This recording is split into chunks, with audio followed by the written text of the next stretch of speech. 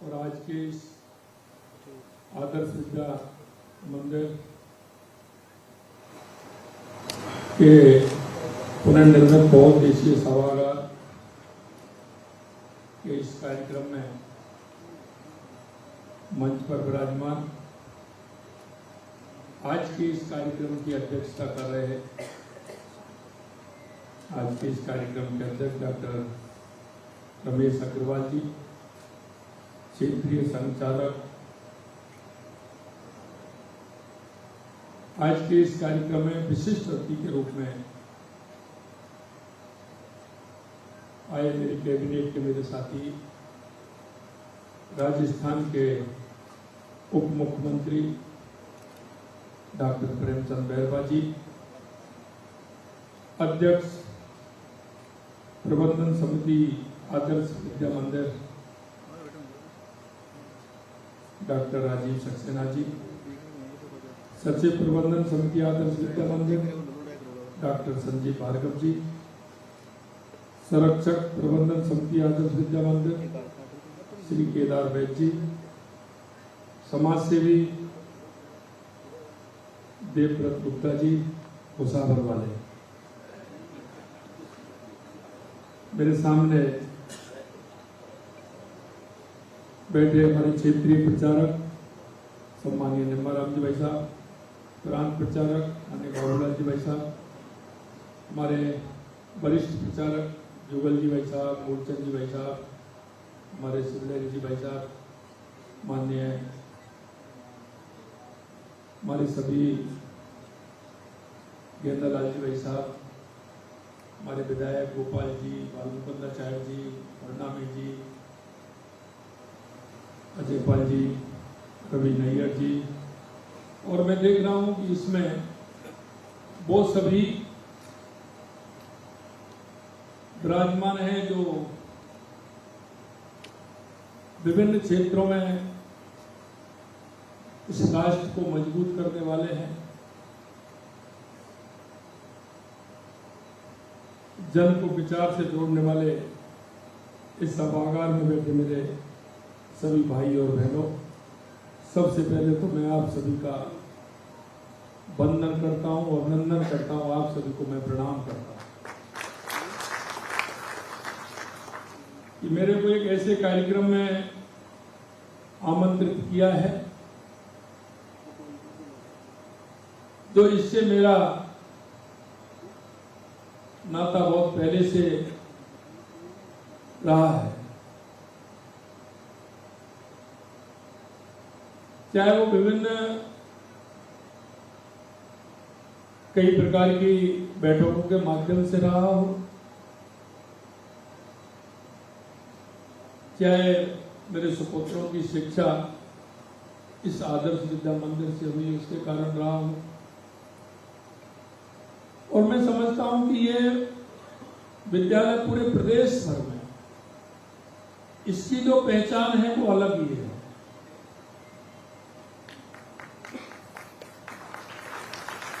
अलग इसलिए है कि उस समय की परिस्थिति 47 के बाद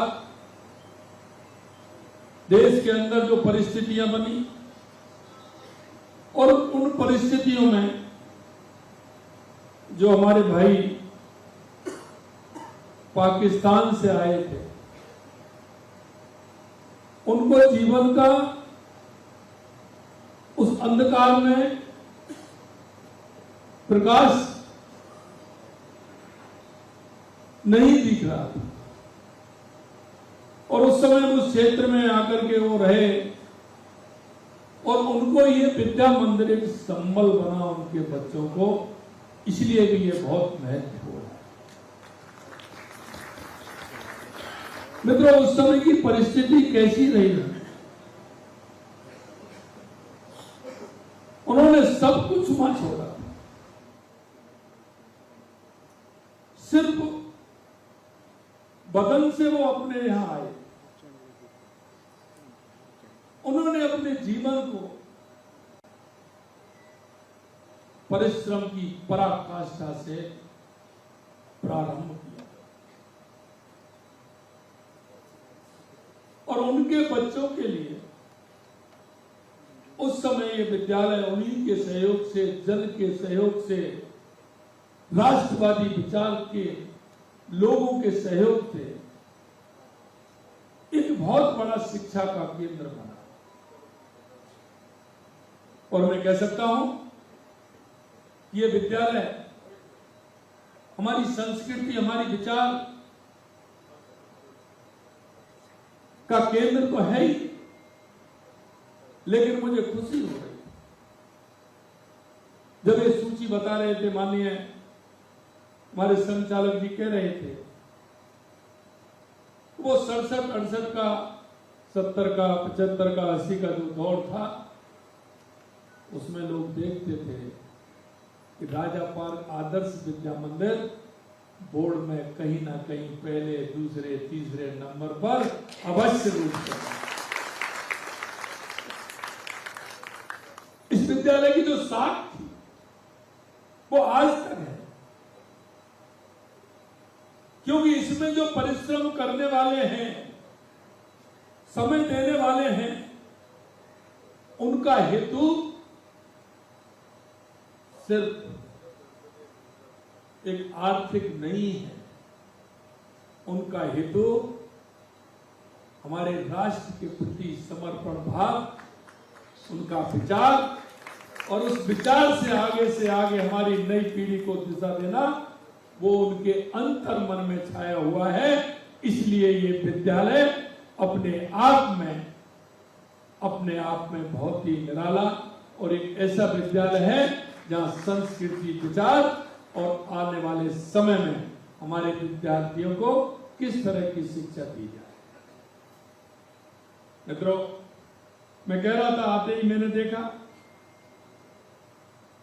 कि यह संस्कार देने वाला हमारा विद्यालय, जब मैं अंदर घुसा तो मैंने देखा कि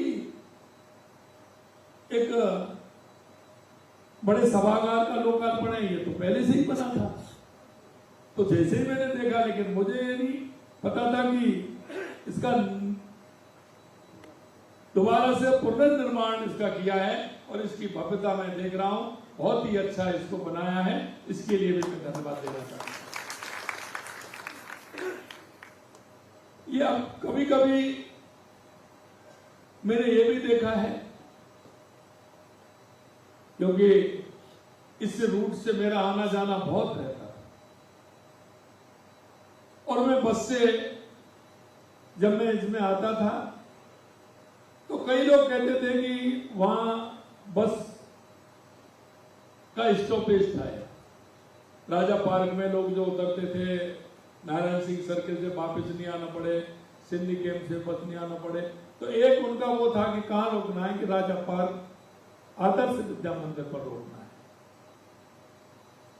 तो जब हम आते थे, कई बार देखते थे, कई हमारे ऐसे साथी थे, कई ऐसे लोग थे, वो कहते कि साहब मेरी इस आदर्श विद्या मंदिर से ही पढ़ाई प्रारंभ हुई है। तो उस समय आप देखें तो उस समय भी जो प्रमुख जयपुर के लोग भी थे, और वो लोग थे जो जिनको आर्थिक कोई परेशानी नहीं, उनके बच्चे भी इसी आदर्श विद्या मंदिर में शिक्षा ग्रहण करते थे, क्योंकि उस समय ये सबसे अच्छे विद्यालयों में इसका नाम आता था। ये भी हमारे लिए सौभाग्य की बात है। मित्रों, आज ये यहाँ उच्च प्राथमिक आदर्श विद्या मंदिर के पुनर्निर्मित बहुउद्देशीय सभागार का लोकार्पण में हम एकत्रित हुए हैं। मैं सौभाग्यशाली हूँ, और ये उन हजारों सपनों की नींव पर खड़ा हुआ है जो इस विद्यालय के शिक्षक, अभिभावक और दानदाताओं ने मिलकर के किया। देखिए, विद्यालय में कहां हमने कैसा करना है, ये हमारे मन की जिज्ञासा है। और मुझे इस बात की खुशी हुई, एक दिन मैंने पूछा था, एक परंपरा बहुत ही अच्छी इस विद्यालय की है कि जो इस विद्यालय से जो छात्र निकल करके जाते हैं, ये उनको भी बाद में बुलाते हैं और उनका सम्मान और करते हैं। मैंने पूछा था, क्योंकि मेरा बेटा है, उसने MBBS किया है, और जब वो MBBS करके आया था तो उसका इस विद्यालय में कार्यक्रम था। ऐसे सभी लोगों को बुलाया उसमें जो उच्च शिक्षा ग्रहण करते हैं, तो उनका सम्मान मेरे को बताया कि आज आदर्श विद्या मंदिर में मेरे को बुलाया है। वहाँ हमारे साथी जितने भी हैं वो सभी को बुलाया, उनका सम्मान है।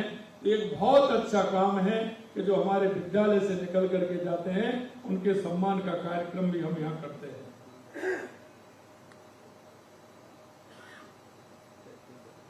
एक मैं जरूर कहना चाहूंगा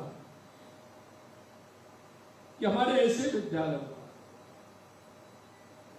हम जो इन विद्यालयों से शिक्षा ग्रहण करके हमारे बच्चे जाएं या हम हों, अभी बता रहे थे माननीय हमारे संचालक जी की, वो भी इस विद्यालय में पढ़े हैं, परनामी जी ऐसा भी पढ़े इस विद्यालय में। तो इस विद्यालय में आप देखिए, और मैं तो ये सोचता हूं कि इस विद्यालय में पढ़ा हुआ जो व्यक्ति है वो हर किसी ना किसी ऊंचे ओहदे पर आज भी अपने आप को गौरवान्वित कर रहा होगा, इसलिए और महत्वपूर्ण हो जाता है। ये हमारा विद्यालय ऐसा है जो बच्चों के अंदर संस्कार के बीज बोने का काम करता है, और हम सदैव एक बात जरूर हम कहते हैं, चाहे वो हमारी आने वाली पीढ़ी को, चाहे इस विद्यालय से निकलने वाले विद्यार्थियों को, कि सबसे बड़ी बात ये होती है कि बच्चे का स्वरूप देना, बच्चे को आकार देना, उसके विचारों में अच्छाई लाना, यह हमारे विद्यालय पर निर्भर होता है। हमारे उन अध्यापकों पर निर्भर होता है जो विद्यार्थी के जीवन में विद्यादान देकर के उनके संस्कारों को मजबूत करने का काम करते हैं। क्योंकि स्वामी विवेकानंद जी ने कहा था, कोई भी देश बड़ी बड़ी इमारतें से बड़ा नहीं बनता है। कोई भी देश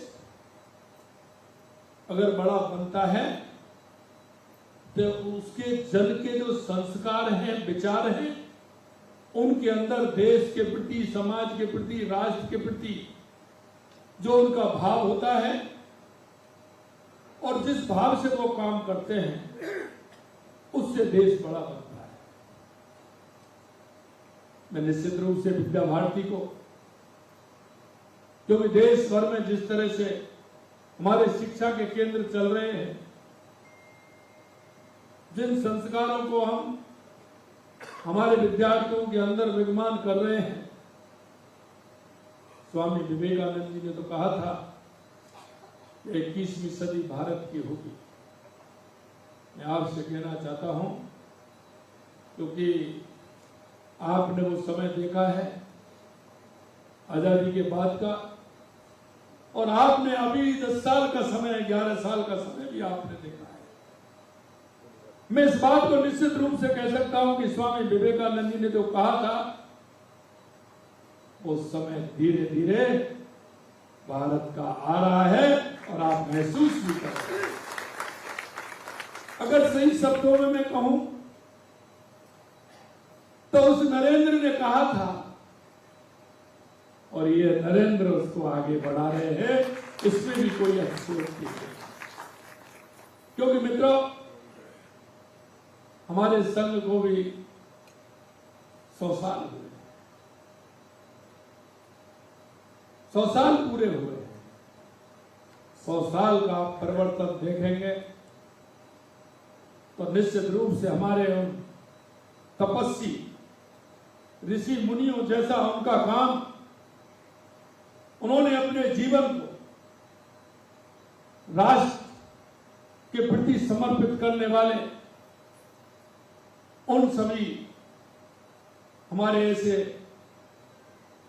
विचार के संस्कृति के बाहर जिन्होंने इस मां भारती के लिए अपना सब कुछ न्यौछावर कर दिया, निश्चित रूप से 100 साल बाद उसका इतना बड़ा अंतर जो आया है, आज आपको देश नहीं पूरी दुनिया में देखने को मिल रहा है।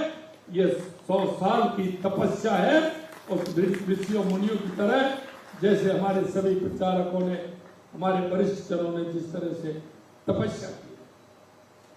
हम सबको समझना होगा, हमारे शिक्षा केंद्रों के बारे में भी समझना होगा, हमारे उन विचारों को हमें देश दुनिया में फैलाना होगा, हमारे उस काम को हमें बढ़ाना होगा, हमें कुछ चीजों में व्यक्तित्व को अलग रखना होगा, जिससे कि लोग आने वाले समय में जो हमारा स्थान भारतवर्ष का था, हमारी मां भारती का था, उस स्थान को दुनिया में हम पुनः स्थापित करने का काम करें। अंत में मैं इतना ही कहूंगा कि हमारे जो ये शिक्षा के केंद्र हैं, इन शिक्षा के केंद्रों के माध्यम से हम इनको कैसे आगे बढ़ा सकते हैं। एक बात जरूर मैं अवश्य कहता हूं कि कुछ काम ऐसे होते हैं सरकार नहीं कर सकती, लेकिन समाज के लिए वो बड़ा नहीं होता है। समाज के बंधुओं का जो सहयोग होता है, वो कितना भी बड़ा काम हो उस काम को कर सकता है। इसलिए हमें समाज के बीच में से ही हमारे ऐसे केंद्रों को स्थापित भी हम करें और हमारे सांस्कृतिक वैचारिक जो हमारा काम है, जिससे कि हमारी संस्कृति आगे बढ़े, उस काम को भी हमें करना चाहिए।